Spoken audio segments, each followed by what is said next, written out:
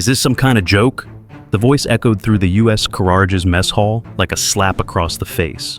Lieutenant Junior Grade David Miller stood towering over an 82-year-old man in a too large apron, holding up a cheeseburger like it was evidence in a court-martial. The old man behind the counter, Walter Hoffman, kept his weathered hands steady on the spatula, scraping the griddle with the patience of someone who had seen worse storms than an angry officer's tantrum.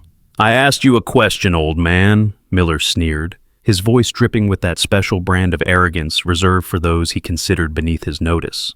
Around them, young sailors began to gather, sensing blood in the water.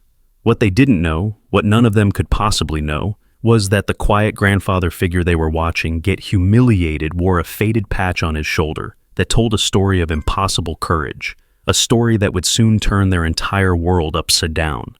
If you had to choose between standing up to power and staying invisible, what would you do?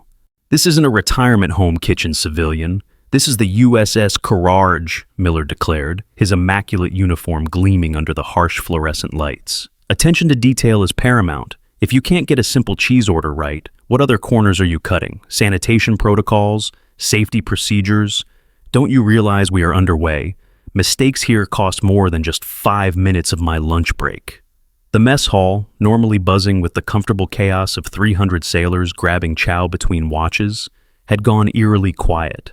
Conversations died mid-sentence. Forks paused halfway to mouths. Even the constant hum of the ship's ventilation seemed to fade as everyone tuned into the drama unfolding at the serving line. Two young ensigns at a nearby table laughed obligingly, the sound sharp and cruel in the silence. They'd seen Walter around the ship for weeks now, a quiet, gray-haired figure who kept to himself, cooked perfectly adequate meals, and insisted on using antiquated slang like golly and darn that made him sound like he'd stepped out of a 1950s movie. "Sir, I assure you my intention was to provide excellent service," Walter said, his voice quiet, almost husky with age. He pushed the plate back slightly, showing he was ready to fix the error without argument. His movements were deliberate, practiced, the kind of efficiency that comes from decades of working under pressure. But Miller wasn't finished. He took a calculated step closer, using his height advantage to loom over the elderly contractor.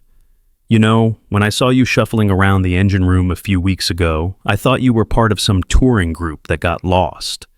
Now, I find out you're messing up chow service. Are you volunteering here, or is this some kind of mandatory work release program for guys who ran out of money?" The disrespect hung thick in the air like smoke. Even the ensigns shifted uncomfortably.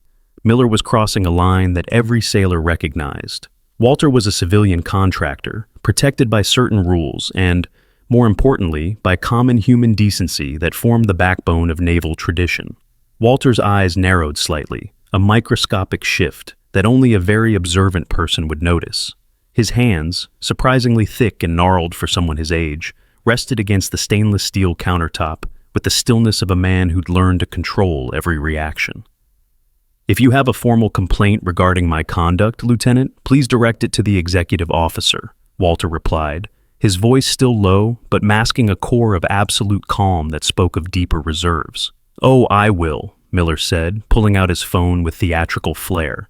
"I'm going to make sure the XO knows we have someone working the line who is clearly past his expiration date." As Miller gestured wildly with his phone, preparing to film his harassment of the old man, his hand briefly knocked against the front of Walter's apron. Walter flinched, not in pain, but in pure reflex. The movement was subtle, but Miller caught it and laughed with genuine cruelty. "See? Shaky hands. Just get me a properly melted piece of cheddar and stay out of my way," Miller announced, turning to address the gathered sailors like a prosecutor presenting evidence to a jury. "This is what happens when standards drop, people. We need precision. We need sharp, focused minds, not this." Walter took a slow, deep breath. The only thing that moved in on him besides his breathing was a small, faded patch sewn onto the shoulder strap of his blue shirt, just visible beneath the apron. The patch was simple, a crude circular design featuring a stylized thunderbird diving into a wave, colored in muted greens and browns that hadn't been regulation since the Kennedy administration. It meant nothing to the young sailors watching this public humiliation.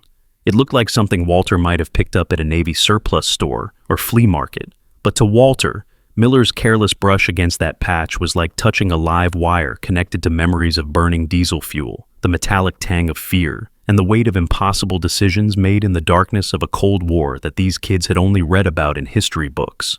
Suddenly, a voice cut through the tension, sharp, specific, and carrying the weight of immediate authority. "Lieutenant Miller, I think you've made your point." Chief Petty Officer Eleanor Vance stepped forward from the edge of the crowd. A propulsion specialist in her mid-30s, Vance was known throughout the ship for her no-nonsense attitude and fierce loyalty to the enlisted crew. She'd watched Walter bake cookies for the night shift, seen him listen patiently to homesick 18-year-olds fresh out of boot camp, and she'd had enough. "Stay out of this, Chief. This is an administrative issue regarding food service standards," Miller snapped, immediately pivoting his contempt towards someone closer to his own rank. "Looks like harassment to me, sir," Vance countered, stepping forward just enough to block Miller's path to Walter. While Miller was distracted by this new challenge to his authority, Vance quietly reached for the ship's internal phone mounted near the beverage station. Her whispered call was urgent. "This is CPO Vance. I need the executive officer in the galley immediately. We have a situation with the civilian contractor Walter Hoffman." The energy in the mess hall shifted like the moment before a storm breaks.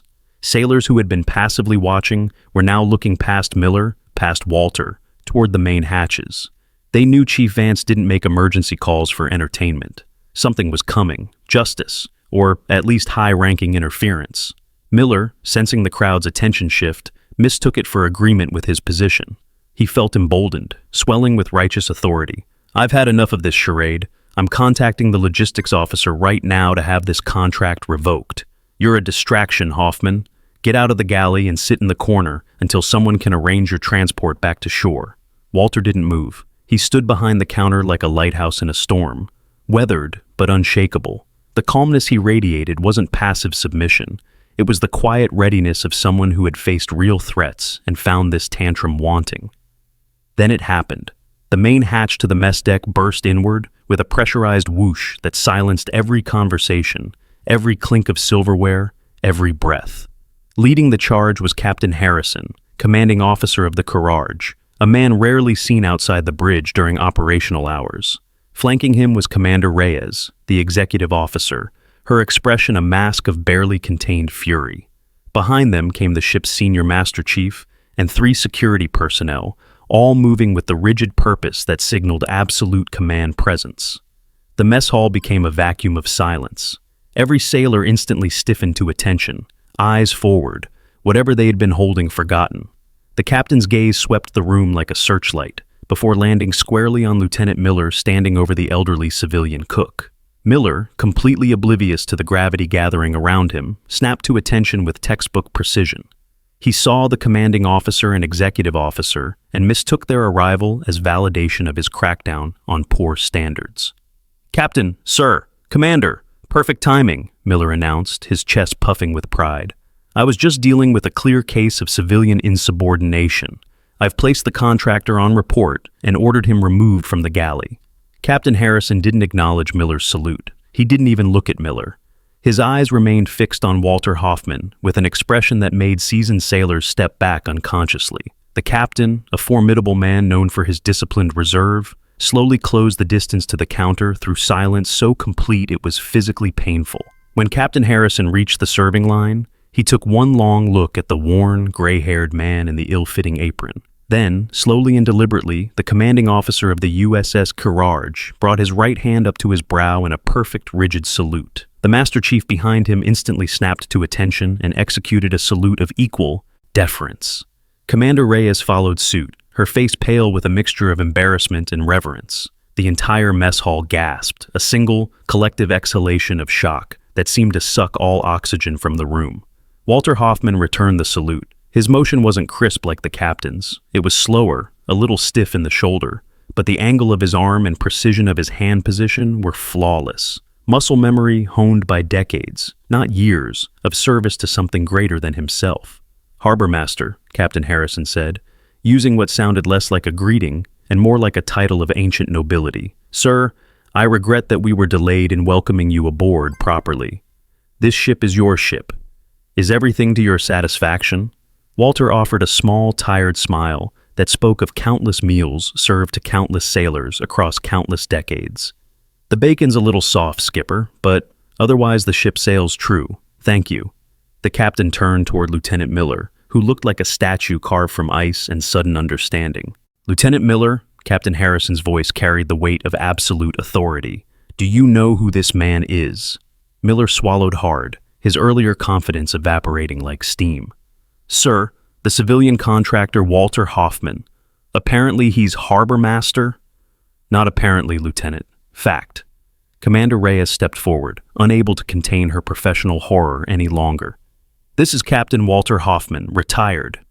This man has a career record that every single officer in this Navy studies. He enlisted in 1956, served 3 tours in Vietnam, and specialized in critical logistics throughout the 70s and 80s. She gestured toward Walter with something approaching awe. "He's volunteering his time because, as he puts it, the chow line is where you learn the truth about a ship's morale. He requested no fanfare, no special treatment, just a spatula and a chance to talk to junior enlisted personnel."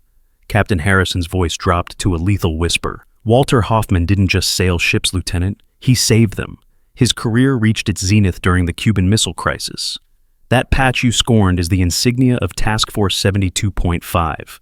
In 1962, when the world balanced on a razor's edge, then Lieutenant Hoffman, using the call sign Harbor Master, successfully navigated a broken destroyer and critical supply freighter through an unprecedented storm while dodging Soviet submarines. He performed an improvised deep-water transfer that kept our carrier group on station when failure meant nuclear war." Miller could only stammer, "Sir, I didn't know."